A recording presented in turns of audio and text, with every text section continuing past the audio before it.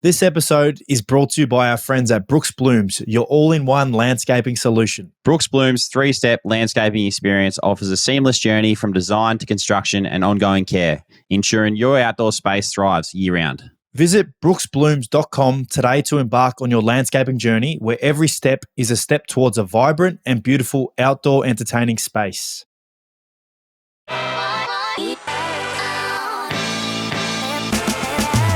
G'day everyone and welcome back to another episode of the Ads and Dunks podcast. And joining me on the line, as always, my best mate down in Melbourne.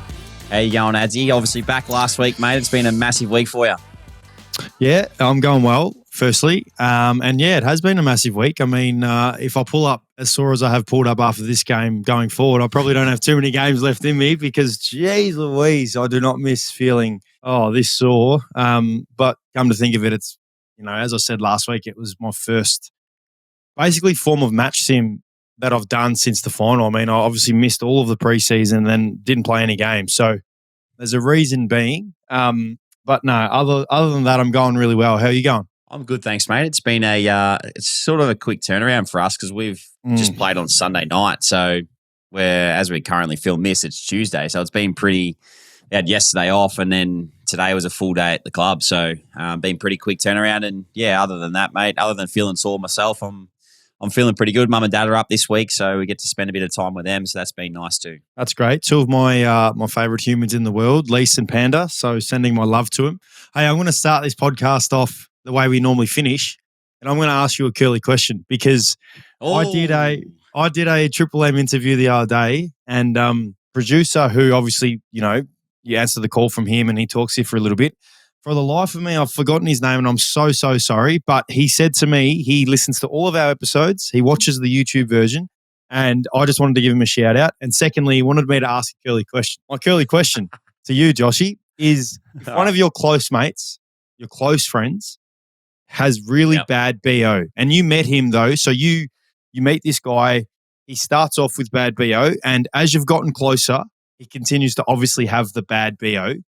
Do you eventually tell him, and when is it you tell him? Good question. I would say yes, you do end up telling him, but it's subtly. Like it's like, geez, do you smell that? Oh shit! I think my answer. What do you reckon? I think my answer. I actually don't remember, but I think I said no. I'm afraid of embarrassing him, so I kind of just, if there's any hugs or anything that we're doing, I'll probably steer clear of the hugs and just stick with the handshakes. But I'll be very intrigued to know what Brado thinks at the end because I feel like it's a really good question. Mate, that's a cracker. I had one myself. I actually didn't have a curly question, but I had a little incident that happened to Tipper and I, so I might as well go into it now. We're traveling and we drive past a car and Tipper goes, "Oh, there's the popo." And do you know what that means? The police, I think. The police. But I was like, popo? What the? What's a popo? I've never heard that before. Well, I think that's an American term. I could be wrong, but I think over in the States, that's a bit of slang for police. But that's a bit weird because we're not in America. So Tipper's gone and said, popo. Popo. Mate, I was like, popo. It sounds like an ice cream shop or something. Like I didn't know what it was. An ice cream truck. Well, come to think of that, actually, I remember I was chatting to one of my mates, one of my young mates. He's Cooper. He's in his 20s, so he's 22 now. But the reason why I'm saying is that he's in that time of his life where he goes out every weekend and hangs out with his mates and whatnot. And I think we're in a general conversation, and he mentioned a secchi, how the secchi wouldn't let him in.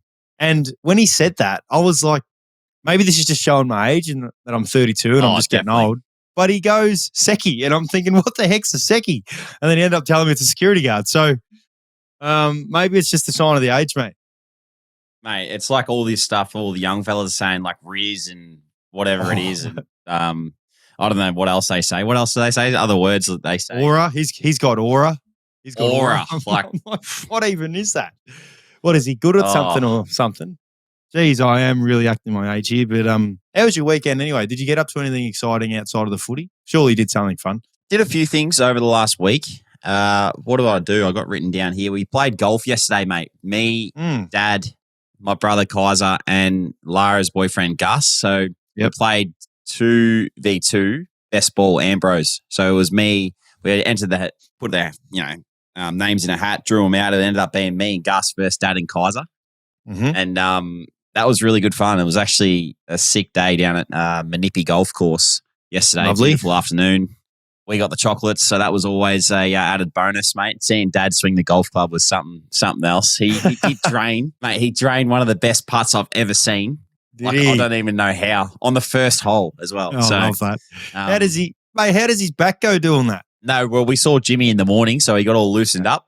Jimmy Vostok sorted him out in the morning, got him fixed up, and then went out on the golf course and had a bit of fun. So that was good. But no, other than that, mate, it was, haven't done a lot different this week, been pretty chill leading up to a Sunday game, so you don't want to do too much prior to that. But yeah, what about yourself? You had a Saturday game, so your routine would have been, you had a couple of days off as well. Yeah, so we play our home game, obviously, Ballarat, so we got to travel up to Ballarat. Went the night before, obviously, and played. But yeah, no, I didn't really do anything too exciting. I mean, today was a really cool day. The semi-finals of the NBA playoffs started, and there was 2 absolute ripping games on today. And both games, one game went into overtime, the other game was a game winner, which was sick. But no, mate, I didn't do much at all. I mean, I was keen on playing a bit of golf. It's funny you're mentioning golf, and for our listeners, I promise you, Josh and I haven't gone, let's both get into golf. It's funny because you're like getting into golf a little bit more, and so am I. So I actually wanted to go play over the weekend, but as I said, mate, I pulled up that sore that I thought I probably shouldn't because I'm going to be even sorer. So my weekend was very plain and very boring. Actually, on the Sunday, for what it's worth, I'll mention, as I've had some people requesting that I keep updating on the under-17 boys, but we played on Sunday, and it's fair to say it was probably our worst performance. Very good side in North Ringwood, absolutely destroyed us, and full credit to them. They're a very good side, and we lost by about 110 in the end, which, I mean, it probably could have been worse. In the last quarter, we actually won. So, there's an update there. We're 0-3 at the moment, and this week we're playing the reigning premiers, who are obviously 3-0. So it's going to be a real challenge for us, but I'll keep the weekly updates. Love it. Well, all the best, mate, against the reigning premiers. That's going to be a tough one. I did have one other thing that I did last week, and that was go and watch Kaiser play for Cooperoo on Saturday. Yes, so yes, they had a good win against Mount Gravatt. He kicked 1 goal 3, mate, from the midfield and had a fair bit of it. It was good. He did some good things, and his team, they're obviously new to the quaffle this year. So it's been a bit of a challenge, obviously, because they won the league below's flag last year. They have been pretty good in that comp for quite some time. So they got elevated into the quaffle and got a few players in. Matty Suckling's going to return in a couple of weeks, I think. So that'll be cool to see him play alongside Kaiser and others in there. So, looking forward to watching the rest of the season and how it unfolds. Yeah, well, just so Kaiser knows, I've watched a couple of games on YouTube because they've streamed a couple of games on YouTube. And I actually, when you and I were on the phone last week, I brought it up about how I was watching him. So it was a slogfest that day. I don't know I forgot who they were playing against, but it was a slogfest. It rained and wasn't the prettiest game to watch. I think they were playing against who were they playing? I forgot. Don't worry about it. Yeah. Well, I am watching you, Kaiser, and I know you love the potty, so big shout out to you, and I love you, mates. We may as well get in the footy for the round. What'd you gather from it, mate? Anything catch your eye?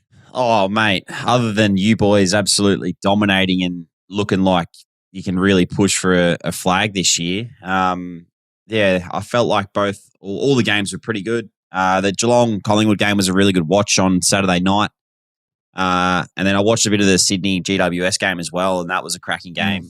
Swans got out to an early lead, but then the Giants really fought back and gave it a bit of a shake, but Swans were too good in the end. But there's plenty of talking points out of the weekend. I want to talk to you, and I want to get your opinion. I know it's controversial, but I want to hear from you about the big Baz Lenker and his comments after the game, because I feel like, and before you talk, I just feel like it's a bit of it's just tongue in cheek. Like it's an overkill. Like the way it's been blown up a little bit, it's like, I don't think we really care that much, do we? Oh, no, it certainly is a bit of tongue in cheek. And for those who know Baz knows that he has a bit of cheeky American-ness about him, if you want to call it. So it just makes our game more interesting, and there's going to be plenty of eyes on it because that's kind of what the talk's been about the last couple of days. But in fairness to Baz's tongue-in-cheek moments, he's playing some really good footy. I mean, he's been a huge reason why they're, beating teams of the caliber of Collingwood and really pushing for a top 4 spot. And it's no surprise to anyone. So, it just makes our game more interesting, which we can't wait for that. We obviously can't wait for the round 11 clash. And I'm sure there'll be a couple of words said, and can't wait to see how Libba and those likes approach it. So it's going to be cool. Yeah, it's going to be funny. I saw someone, I can't remember who it was, mention that he is the most Americanized person in the AFL. And that being like, he just speaks his mind. He just says, he says rogue stuff. So I wonder when it's going to get to the point, right? So they've interviewed him nearly every game. I reckon after every game they've interviewed him that the Geelong have won this year. When there's a game that he's like plays an average game or he doesn't get a lot of the ball, whether they still interview him and it comes up on the screen saying Bailey Smith has this. Yeah. And then they're still interviewing him just to try and get like a bit of clickbait. You know what I mean? I think it's pretty funny what they've been doing. It is pretty funny. It's probably a good point because he probably, that is something, one of his, what is it? Not an attribute, but that's what he's like. He kind of just says what he thinks. And he probably wouldn't be the only one. I think I'd throw probably Jack Higgins in there as well. I've listened to Jack Higgins do some interviews and he just speaks his mind as well. And you're right. A lot of the American sportsmen over there, that's the way they talk. So I was actually watching this doco yesterday. The Aaron Rodgers Enigma doco. Have you watched it on Netflix? Yeah. No, so, I haven't. well, anyway, it's a really cool insight into his life as a Green Bay Packer and his spiritual side, and then his injury, obviously his Achilles injury. I'll tell you what, mate. What blows my mind? You sit in on I would essentially say it's like a rehab meeting with the surgeon, with his own physio. I don't think it's the Jets physio. I think it's his own physio. All these people, and basically it's Aaron Rodgers running the show, not the doctor. So the doctor's telling him, look, you're 9 weeks post surgery, and that was when he wanted to come back into the training camp. Sorry, into training to push to play, and he was saying to the doctor, basically, I don't care what you say. Like I'm going out tomorrow and training, and the doctor, you could hear the hesitation in his voice, and in my mind, I was thinking, imagine just being there as a player. Like, imagine I hadn't, I missed all of preseason.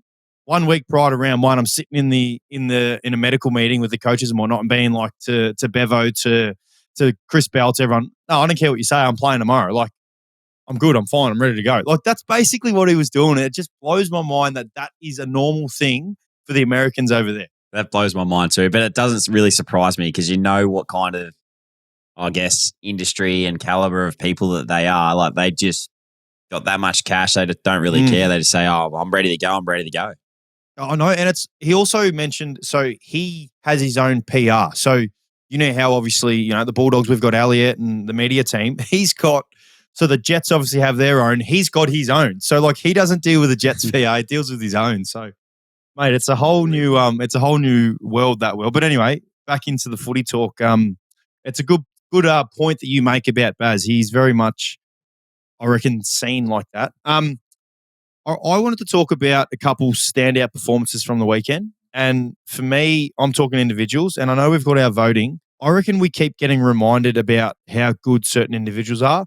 And one guy in my mind who, mate, is just his stature is growing in our game is Zach Merritt from Essendon. I watched their game on Friday, and we were in Ballarat, so I watched the game in Ballarat. And, mate, like, I genuinely believe he doesn't play, they don't win. So the moments that he has, the way he's been able to evolve as a player, not only on the offensive side, but as a defensive, two-way running, hard tackling player, it is a joy to watch. And I just feel like his stature is growing and growing. Yeah, I agree with that. That game was on Thursday, mate. So you would have been in Melbourne Thursday. Still. My bad. But yeah, I was watching that game too and thought North were going to come back in the end. But yeah, I agree. I completely agree with what you're saying. He's been one of those guys that just keeps backing up and could have easily have not been there, I guess, too, in the way that, it's all played out with his contract. And but he's stuck fat and he's really dug in for that footy club. And I I think he thoroughly deserves all the recognition that he gets because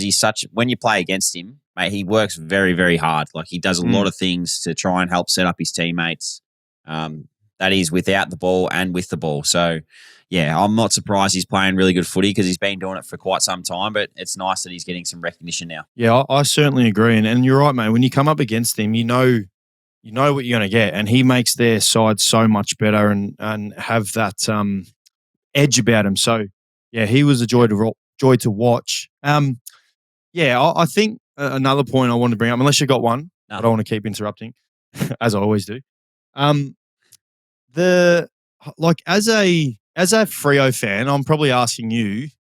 You must, I guess, they obviously beat us. They play a really good brand of football, but it must be frustrating for their fans when you come to Melbourne and they obviously didn't play great, but in the manner and the way that they lost, it must be frustrating. What do you think?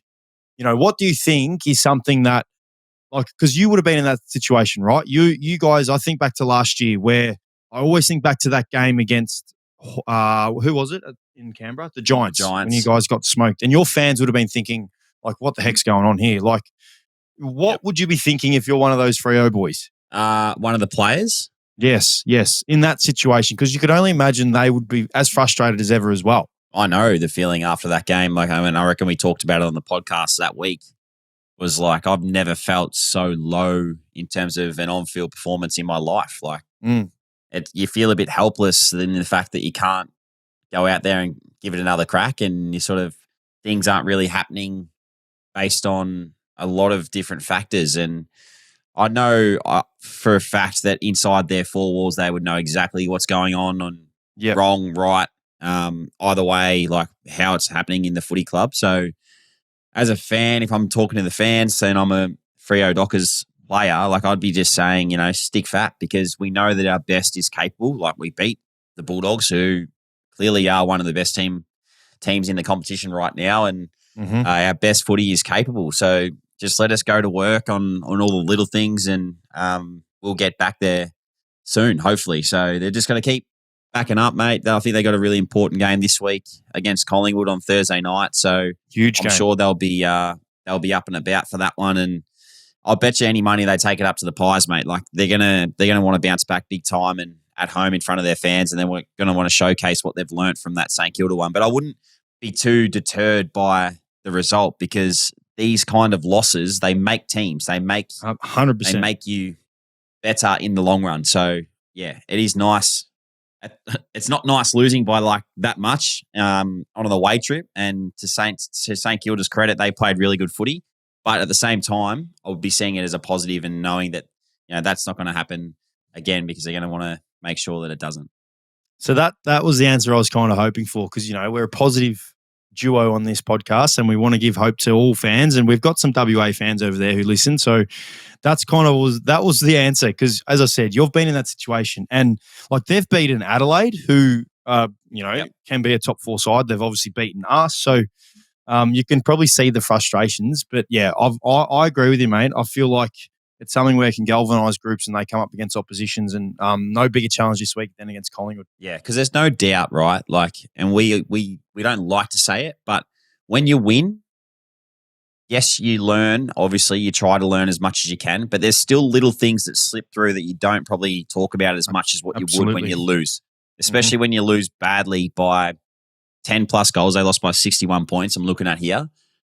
They would be picking the eyes out of everything. So every little thing will be coming up, and they'll be looking at it. And they'll be like, yep, all right, put my hand up. I stuffed up there. I was shithouse in that contest. Next time, I'm not going to do it. Yep. So little things like that will definitely be coming up, and I'm sure they're going to be better for it. I certainly agree with you. Did you watch the Collingwood-Geelong game? Yes, I did. That was a cracker. Yeah, what was your thoughts? Oh, mate, I think I tipped Geelong. You tipped Collingwood. I actually reckon. I reckon that I'm back in it this week, because I tipped Chad Warner for the medal, and he won that too in the Sydney game. You did too. So that's worth 5 points, as we agreed upon. Yep. But no, the Collingwood-Geelong game, mate, I thought it was a cracking game. I'll talk about one of the guys later on. I might as well talk about him now, because I just thought Patrick Dangerfield was massive in that second half. So did I. He just willed himself in the contest, and mate, they were never losing when he did that. So yeah, there's a lot of important players in the game, but I just thought his role that he played was insane. Oh mate, I couldn't agree more. How's the almost fairy tale finish with Jack Crisp obviously having that shot? I mean, I'll tell you what, I almost would bet my house on Jack Crisp. Yeah, I bet my house on Jack Crisp most of the time because he's a beautiful kick for the goal for goal. So I thought he was going to kick it. What were you thinking? Same here. I was like, this is like, you couldn't have scripted it any better. And it's Collingwood, like at home at the G, crowd's packed. Like this is set up for some fairy tale finish. And Jack, Crispy just couldn't get it done. I mean, we didn't mention it last week, but it's worth mentioning. Like he's 245 games in a row, and he's still going. They've got a 5-day break, so he's playing again this week. It is honestly insane. Like you got to really think about it. He hasn't missed a game of footy in almost 10 years. So we're talking like playing through injury, playing through, he's never really been in a form slump, but like form, playing through illness, as you said, like that is enormous. And in my mind right now, who knows, it probably could be broken, but I think there's no way that's going to get broken again because he's just going to keep playing game. Yeah. Nah, I reckon he's going to get to 300 or something because he's flying at the moment. Like he's playing a really important role for him. So it is mind-blowing to think that he's been able to do that over you think COVID as well, like all the little factors that have come into our game, and he's made it. It's like, it's just crazy. It is crazy. So I applaud him, and being an ex-teammate of his, I can honestly say I'm not really surprised because he's such a headstrong, humble person who works his ass off and gets the best out of himself and does whatever he wants. Does whatever the team wants. So full credit to Cripper, who's a joy to watch. Anything else from the round? Nah, mate. Might as well touch on our games quickly so you can talk about yours first. Obviously, a massive win over Port. I watched a bit of it. I didn't get to see all of it because I was watching Kaiser as well. But mate, you must be pretty pumped to be one back in the team, but also contributing yourself. You had a really good game. Yeah, and it's nice to talk about the game considering I was actually a part of it. It's not something where the last 7 weeks has been talking from afar. But no, it was obviously firstly great to be out there and experience, what the group, how I guess connected we are, and that was the first thing I've really noticed. And I've been a part of really, really good teams, and I can honestly say the way we're feeling at the moment, obviously right up there in terms of our connection and our ability to want to support each other and just play our roles ultimately. And we didn't start off great. They got the jump on us, and I think they were 10-0 in terms of clearances from the get-go, and we ended up winning clearance for the rest of the game. So to have someone like Libba go to Zach Butters and play a role on Zach Butters and then just to be able to wrestle the momentum back our way and be able to run away with the game we did, it was so very pleasing. A number of guys I was able to see up close who I haven't played with. Obviously Matt Kennedy, who he just keeps getting better and better. Seeing Joel Fraser up close again, keep growing. Riley Sanders, I keep mentioning those two, but they're both playing extremely important roles for us. Which is just great to be a part of. So hopefully it's individually a nice building block for me to obviously continue into the season. But, hopefully it's something that we can keep building going forward. We've got a really tough game this week against Gold Coast up on Darwin. So, really looking forward to this week. But it was pleasing to have a really good win on the weekend. Yeah, you talk about connection. I want to sort of ask you a bit more about that because connection can come with obviously good wins and good form, but ultimately it comes through experience of playing with each other, and you've just come into the team. You felt that connection straight away. Tell us like how it felt. Like what did it feel like out there? Like connection to some people might just mean, we're just good mates, but tell everyone and the listeners what that feels like out there. I reckon there's multiple things to it. First thing I think of is, I guess, standard. So there's a standard that we all expect of each other. And I'm not saying we haven't been like this. There's been times, where we've probably been inconsistent at this. And I'm talking years gone by. But you think about the good sides, and I know you'd be the exact same, but you think about your team last year. There's a standard that each individual has of each other. And it's not from a talent point of view. It's from their whatever position they may be playing or whatever role they may be playing. There's a standard that you expect. And to go out there fully confident in that person and that individual being able to play that role, that's the connection piece that I'm talking about. And you can talk about, a midfielder who might be playing forward and, having that forward hat rather than having the midfield hat where, he's getting skinny or he's tracking the ball rather than holding his layers or whatever it may be. Things like that where you see and it's like, oh, yeah, he's on. He's certainly on. You talk about pressure and contest, which is something that we pride ourselves on. Anyone who watches a game of Bulldogs football, I feel like that's probably something that you see. There's a lot of pressure and heat around the ball. And it doesn't matter whether you're Tom Liberatore, who probably is our number one pressure player, to, Tim English, who is a ruckman who's involved in ruck contests, but lays a lot of pressure. There's just an expectation there where that's just what you expect. And yeah, being able to see that up close, that was something that I was so impressed by. And I'm grateful to be back in the side because, it's something that, you don't take lightly, I guess. Bevo and the coaches, mate, we've won our last 3 games by 60, 70 points plus. They had every right just to keep their side. So for them to bring me back in off the back of doing nothing. So grateful for that and grateful to be a part of that. Now I know what I need to bring and hopefully I continue that. Yeah, it's good. No, it was good to see you back out there, mate. I bet you I speak on a lot of our fans. It was awesome to see you back out and doing your thing and dominating as always. So you picked up where you left off last year, mate, and had a really good game. So look forward to seeing how you continue to play this year, and I'm sure you boys will do well. But we'll move on to our game, my game, up here on Sunday night in sunny Brisbane. Well, not so sunny on Sunday. But no, it was good. It was a Q clash that's built up to be one of the biggest ones, and I don't know, from a spectacle point of view, it lived up to expectation. Like we had a lot. It was a packed house, I think 33 or 4,000 in the house at the Gabba, and the weather didn't deter many people. So it was pretty cool to be out there and wearing the Bears Guernsey as well, which I didn't really talk about last week, but celebrating the past and the history of the football club was really important to us. So that was a cool moment running out in that and doing them proud on the night. So it was obviously a massive game and one that we wanted to really win at the contest, I feel. And we were able to do that from the get-go. And, I mean, apart from probably the last 10 minutes of the game, I felt like we had a good ascendancy on it and, really took it up to them. Yeah, well, it certainly looked like that. And, again, watching Gold Coast play, I think anyone who watches them closely knows that they are a contest side. And largely that's where they've won their games of footy is, how good they are around the footy. It must have been a focus area for you guys because I don't know what the clearance numbers were, but I know there was domination. I know, watching, and I personally am very biased all the time, but in my opinion, you were clearly the best player on the ground.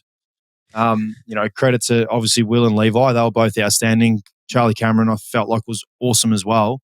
But your role on Matty Rao was very underrated, and then your ability to impact offensively as well. But my question is, it must have been a focus for you guys going into, we've got to really take it up to these boys around the ball because they're very good. Yeah. I mean, I said last week that they rated number 1, 2, 3 or 4, I think, in nearly every area of their game.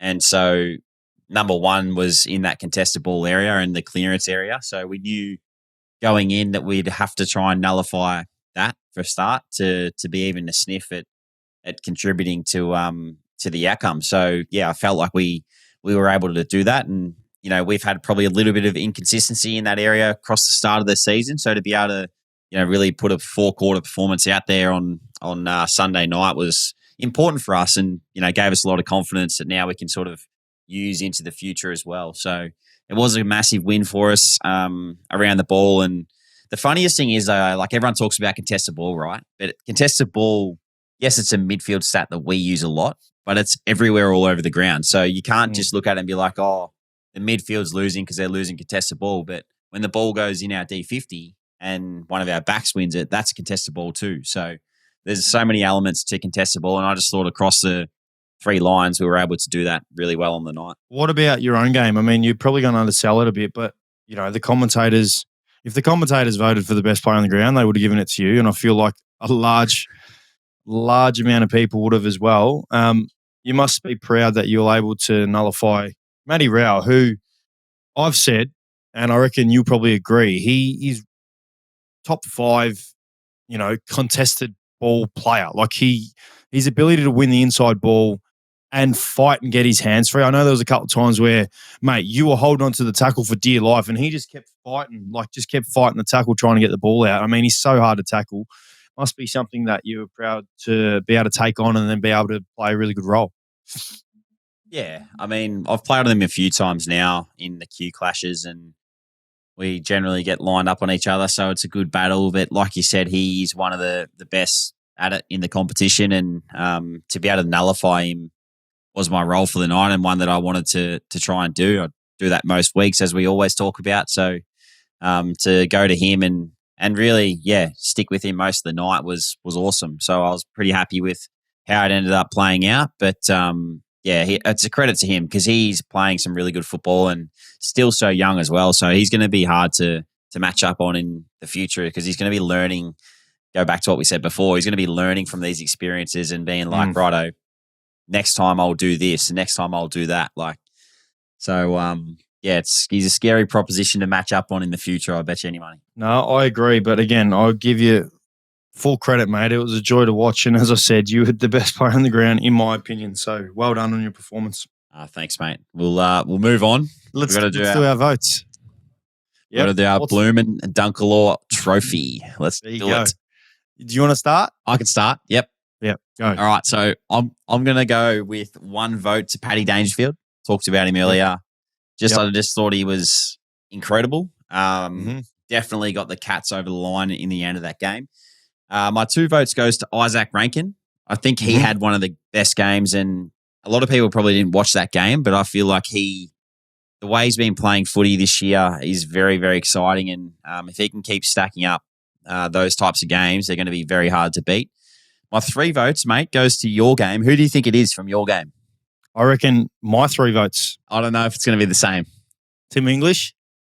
Tim English, it is the same. He's probably going to be leading after this round itself. Mate, I watched a fair bit of it. I didn't watch all of it, but for most of the game, he just dominated. Like he looks like he's going to another level. Big Chili. So it's a credit to him and the supply that he's given your mids. And he was able to, for what it's worth, Jordan Sweet, who got traded from the Dogs to Port, has been doing a really, really good job for them, I feel. And he has been. He's been in some really good form as well. So for Timmy to play the way that he did against Sweetie was very impressive to watch. So he gets my 3. I couldn't agree more, mate. Hence why he's getting my 3. I just thought he was unbelievable. Unbelievable. He had 17 score involvements, which is like... Did he? Yeah, he had 17 score involvements. Kicked 3 himself. Shit. He was unbelievable. And I love the fact that I'm giving my own teammate 3 votes. So I agree with you there. I'm going to give a couple of honourable mentions because I just have to. One of them is Paddy Dangerfield. He was enormous. He's one of my honourable mentions. I'm sorry. One of them is one of our ex-teammates, Jack McRae. I thought he was unbelievable on Friday. He had 15 clearances. And it was quality clearances. I thought it was unreal. Isaac Rankin's the other honourable mention. So it's funny we've got the same people, basically. But my 3 went to Chile. My 2 votes goes to Zach Merritt, as I mentioned before. I thought he was just outstanding. Yep. And my 1 vote goes to the other dominant ruckman in the competition, again, Max Gawn. I seen a bit of that game as well. That was obviously on the Saturday night. I was swapping between them, and mate, he is. I swear he got challenged earlier this year, and he's taken that on, and he has just put Melbourne on his back, and he's just dominant, taking the piss. That is what he's doing. So, he's my 2 votes. Like it. Well done to the vote getters. We'll get another update, hopefully from Brado at the end. But Chili English is definitely in the lead after getting 2 3s from the boys this week for sure. Let's go Chili. Moving on. Let's do our tips for this week. Couple of massive games, as we talked about earlier. Freo start the round in over in Perth with the Pies. Who do you think's going to win that one, mate? It's a good game. One, quickly, do you love the fact that there's Thursday night games every week? I love it. Because you finish main training on a Thursday and you know you've got something to watch at night. So it's perfect. So do I. I love it. Freo, yeah. So Collingwood obviously off a 5-day break. And if you would have seen today, they're resting a few of their players. I hate betting against Collingwood because they're so good. They're always so good, damn good. I'm going to go Collingwood. I just think they play WA really well. I'm going to go Collingwood. I'll tip Freo. I'll go against you. Freo at home to bounce back. Friday night, St Kilda versus Carlton at the MCG. It's a great game. It is a great game. So the Saints are 10th, Carlton are 13th. Where's it at? You say the MCG? I'm going to say, mate, off of what I just seen the Saints, how they played, I'm going to say the Saints. All right, I'll go against you with the Blues. I think the Blues will get it done. All right, Saturday, 1:20, Melbourne versus the Hawks at the G. That's pretty quick turnaround for the MCG groundsman. That's Friday night into a Saturday morning. Nice little observation there. And they got another game on Sunday as well, Sunday Arvo. I think the Hawks will be too good. But this is a really good challenge for Melbourne because they've beaten Richmond and they've beaten, obviously, West Coast. So now they're coming up against Hawthorn, who are obviously up and about. So, yeah, I reckon this game will be close. But I'm tipping Hawthorn, but I reckon it'll be really close. Yeah, I agree with that. I think the game, if you want to beat Hawthorn, you need to beat them in the midfield and at the contested balls, similar to what we're talking about with Gold Coast. And I'm not sure if Clary's back, but I just think the Hawks will be too strong in that area, although Melbourne are starting to find some form. I agree with that. Next one is Essendon versus the Sydney Swans at Marvel. That's a good game as well. Ooh, it's another good game. Jeez. Sydney needed that win on the weekend, and they were outstanding. I watched that game from the start. Far out. Who do I tip? I swear Sydney play Marvel well as well. I'm gonna go Sydney. Yeah, I'll tip Sydney as well. Okay. Next game's yours, and then 8:10 on Saturday night. It's the showdown. Port Adelaide versus Adelaide. Big game. That is huge. I'm going to confidently say Port Adelaide. I'm going to go against your boys, the Crows, just because I feel like they'll bounce back. They obviously, seeing them up close, I know how disappointed they would have been off the back of their performance. And these games, I love these showdowns. I reckon showdowns are underratedly so damn good to watch. And all over this game, I'm going to say Port Adelaide, my best player on the ground because there's a showdown medal. I'm going to give it to it's hard to go past the big three. I'm just going to say Zach Butters. I'm going to give the obvious one and say Zach Butters. Zach Butters. I'll tip the Crows, my boys, the Crows. And I'm going to have Isaac Rankin for best on ground for the showdown medal. If you get that Sunday, if you get that and it's 2 5-pointers in a row, I'll be that flat. Sunday, 1:10, Richmond versus West Coast at the G. What do you got for me? Well, here you go. This is obviously an opportunity. Yeah, the West Coast obviously haven't won a game yet. I know they'll be getting themselves up for this game, but then Richmond have been playing some good footy as well. I think Richmond will be too good. I really do, but I'll be really intrigued watching this. I'm going to tip Richmond, but I reckon it'll be a close one. Eagles will really get up for this. I agree. I think it'll be close, but I think the Tigers will get it done. 3:20 on Sunday, Geelong versus the Giants at GMHBA in Geelong. Another one. Another cracking one. Game.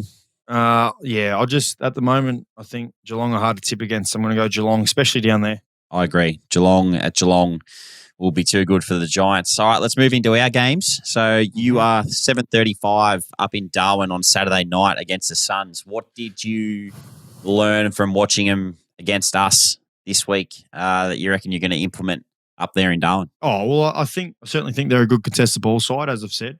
So we've got to be right on around the ball. Obviously, that's something they focus on, and off the back of the loss, you know what teams are like. They come out and really want to, enforce their game style. So got to be good around the ball.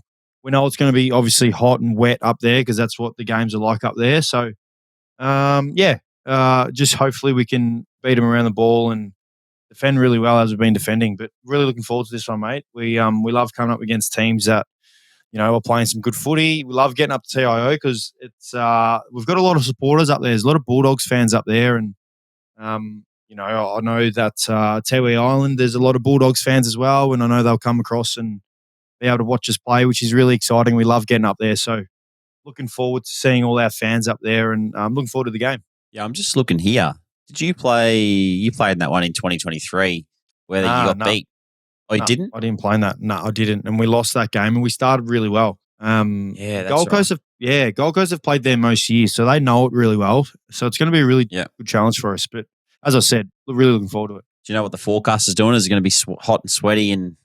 Well, I think humid? It is. Regardless, I think it always is hot, sweaty, and humid. So treat it like a wet weather game. So you got to be good around the ball. Yeah, it's going to be a good one to watch. I think Gold Coast will want to bounce back from obviously our game last week, but you boys are absolutely flying. I got asked the other day who I think my revised Premiership contenders are, and you boys are certainly up there. Like I just think the footy that you're playing, it's so exciting to watch, and you've got so many different levers to pull as well. So look out. I think you're going to be flying through especially the next few weeks, especially. So, moving on to our game. Mm-hmm. Sunday afternoon, 4:40 at Ninja Stadium. I haven't actually played at Ninja Stadium before. It's one of the only stadiums I haven't played at, but I'm looking forward to this one. Well, yeah, it's going to be a ripper. I mean, when I first looked at it, I was like, Ninja Stadium? Where the heck's Ninja Stadium? And obviously now I know. I mean, obviously North would probably like to have won more than one game, and you know that they'll really be up for this contest. They really got nothing to lose against a team that is obviously the reigning premiers. You must be expecting them to come out with some real aggression and bring a bit of their momentum in from the game against the Bombers, where they could have easily won in the end. So it's going to be a good challenge for you guys. Yeah, I think like a lot of people look at North and you go, okay, they're sitting 17th on the ladder or whatever it is. But the games that they've played and they haven't won, they've actually been really close in. So they're going a lot better than what people are saying and thinking, I feel. Mm-hmm. We'll do our Oppo analysis on Thursday, I think it is. So we'll get more of a closer look. But from watching them from afar, I just feel like they are, they're going under the radar a little bit in terms of the way they're playing. You know, the players in their team that are playing really well and they're consistent contributors. They've got some guys in there like Luke Parker who's adding that senior experience as well. So definitely cannot take them lightly, and it's going to be a good contest because they've played in Hobart a fair bit over the journey, and I'm sure they'll think that we won't like it down there in the cold. So we'll roll the sleeves up, mate, and hopefully go well in the contest was where it always starts. Yeah, and you're spot on. I feel like they are playing better than obviously the one win, and I can think of games at the top of my head where they've been right in it to the very end. It's also something that you as a team yourself that you probably already touched on it, but you just can't take lightly. Like there's teams can sometimes go into games thinking, oh, we'll get the job done. We'll wait for someone else to maybe go harder at a ball or whatever it may be. It's certainly something that you guys wouldn't want to approach coming into a game like this. No, definitely not. I mean, for us, it's about the process, always is. And I think we learnt that over the journey that if we don't stick to the process and do the things that we need to do, then we will get rolled. And teams have shown us that. So I don't think anyone's untouchable in the competition. I feel like if anyone's off their mark, we've always talked about that on this podcast, that if anyone's a little bit off, then the other team will beat them. And that's just the way that the AFL is these days. So definitely got to be ready for what they bring. And hopefully we bring our best down there and look forward to it. I hope so, mate. And I'll be watching and barracking. Before we move on, I did mention Tiwi Islands. You've been to Tiwi Islands, haven't you? Yeah, I went over there with a few of the boys after 2021 that year. Yeah, and it's an unreal place, isn't it? It's such they love their footy there, don't they? Everyone on Tiwi Island. Oh, mate, that was one of the best experiences I reckon I've had. I went to Fiji once and took some footies over there one time, and a similar type of feel, but in Darwin and over in Tiwi, they just love it. Like you just said then, like they're so passionate. every single player they knew. Like, I was only young at the time. I wouldn't have been surprised if they had no idea who I was. But, mate, every little kid knew my name. Oh. And then they start doing these they running around kicking these unbelievable snags, and they're like commentating themselves, kicking it, and with your name on it. It's so cool. It's so cool.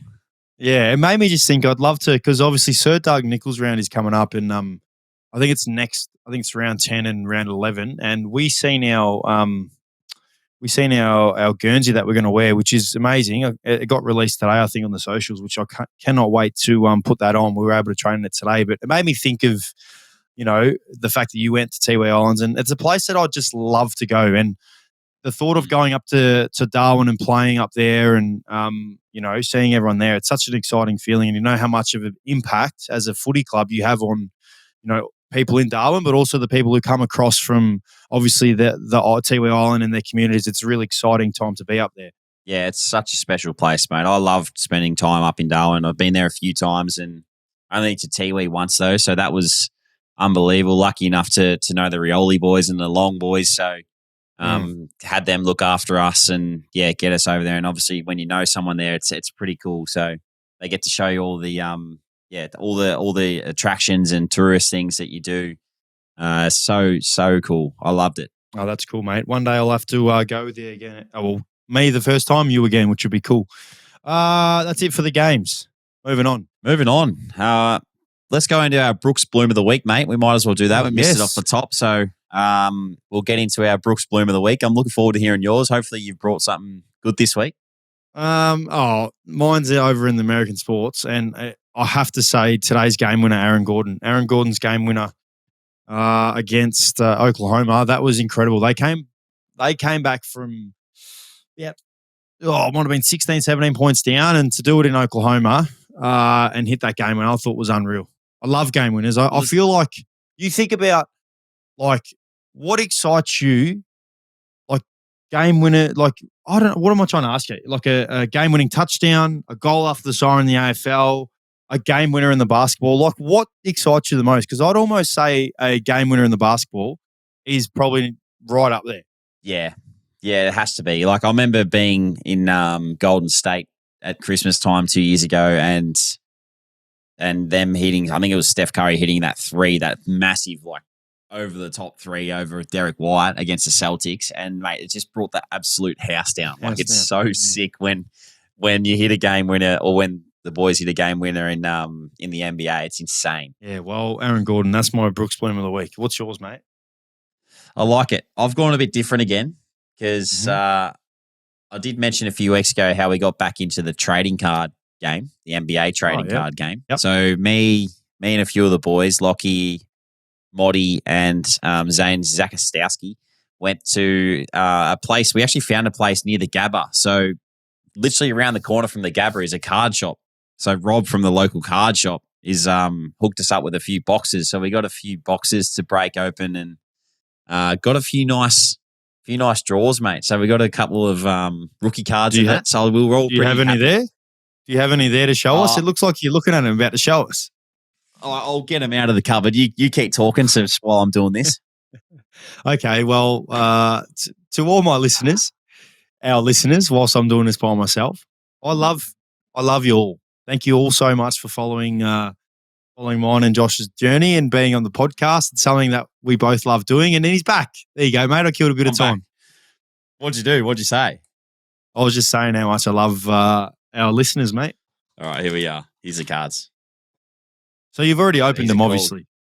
I've already opened them, but I put them back in the box because I was pretty happy with them.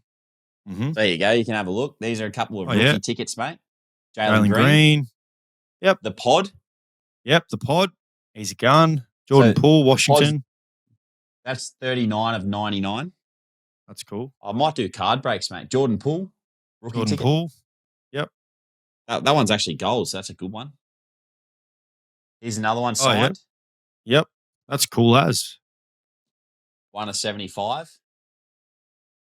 Hang on, I can't see. Yes, Wallace. Love that. Oklahoma boys. Nikola Jokic. Oh, that's sick as. Nikola Jokic. That one's 19 of 75.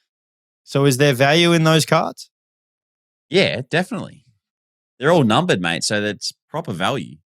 I just got to get them graded, and then we're talking some good value. Well, some of them, like the pod, right? He's young, so you want to hold on to that one for as long as you possibly can, and then hopefully he turns into an out and out star, which I'm sure he will. And then you've got his rookie ticket that's numbered to 99. So there's only 99 of these in the world. Well, there you go. Well, there you go. Maybe that's what we do on the weekly. We open up card packs.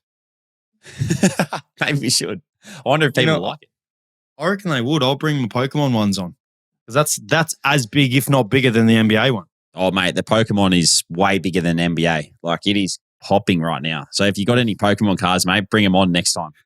Okay, I will. I'll make sure I'll do that. All right. I've got to announce a couple of fan guesses for the Q Clash that I did on the socials. So there was actually a couple of people that guessed correctly with the Lions winning by 17 points. So I'll read out the names and I'll comment back to get your details to send them to send you through some signed hats. Ella Shawmans, Lions by 17, commented that. And then there was two more, I'm fairly sure. Lions by 17, dunks for 25 plus and a goal.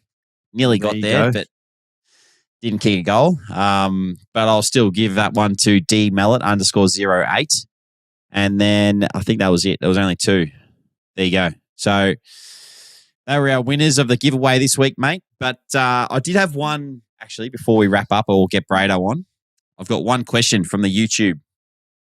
So Johnny Goring has sent in a question on our YouTube channel. Which of your current teammates can you see becoming a senior AFL coach in the future? I was curious to get your thoughts on this one. Mine is easy. Taylor DeRay. Really? Yeah. Taylor DeRay. He's certainly a coach in waiting. It'll just be more if he wants to do that, but he's certainly a coach in waiting. I feel like he knows the game as well as anyone I've ever seen. He's not afraid of challenging someone, and I think that's a big part of being a coach. Like, you've got to be able to challenge people and try and get the best out of them and put your friendship aside in a way and realize, your work relationship and your friendship relationship.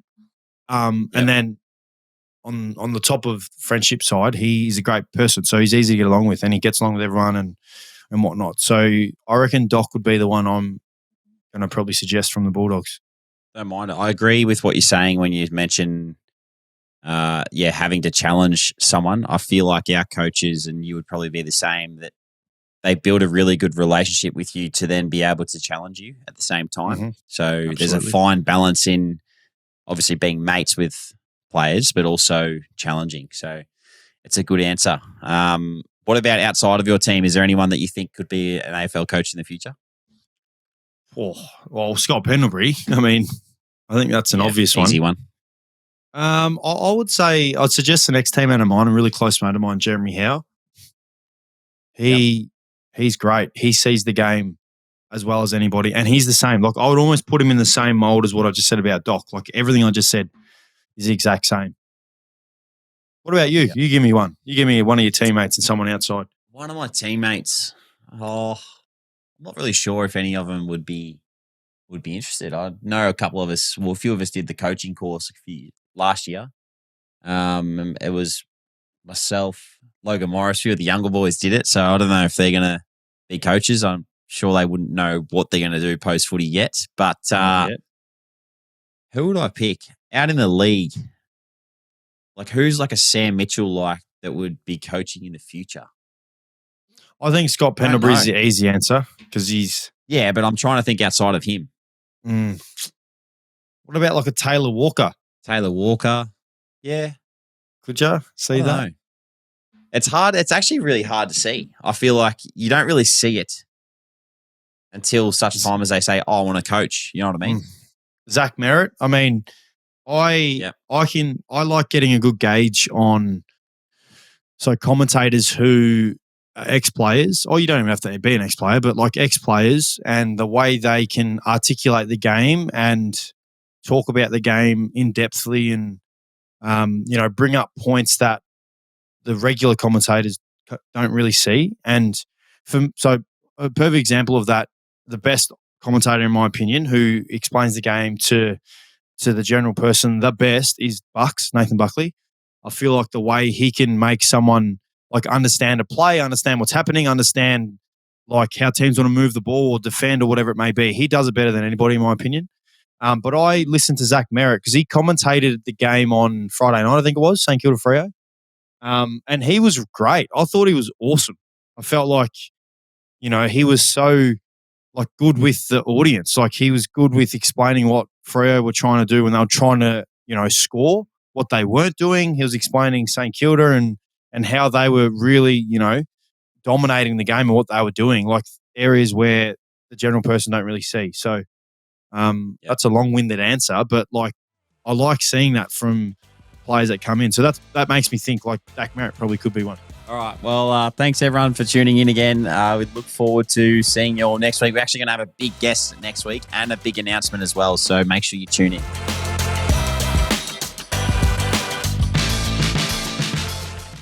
This episode is brought to you by our friends at Brooks Blooms, your all-in-one landscaping solution. Brooks Blooms' 3-step landscaping experience offers a seamless journey from design to construction and ongoing care, ensuring your outdoor space thrives year-round. Visit brooksblooms.com today to embark on your landscaping journey, where every step is a step towards a vibrant and beautiful outdoor entertaining space.